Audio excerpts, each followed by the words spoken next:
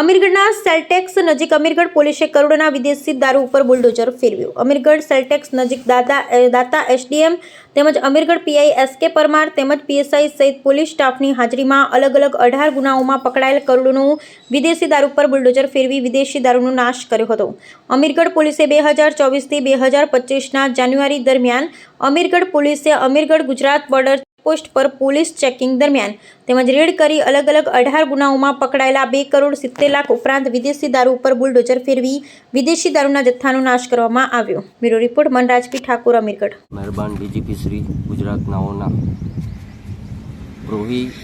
મુદ્દામાલ તથા વાહન મુદ્દામાલનો નિકાલ કરવા અંગે હુકમ કરેલ હોય, જે આધારે મહેરબાન આઈજીપી શ્રી બોર્ડર રેન્જના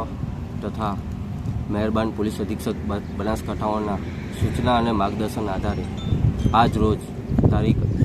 11/4/2025ના રોજ મહેરબાન એએસપી શ્રી દાતા ડિવિઝનનાઓના હાજરીમાં અમીરગઢ ખાતે કુલ 18 ગુનાઓનો મુદ્દામાલ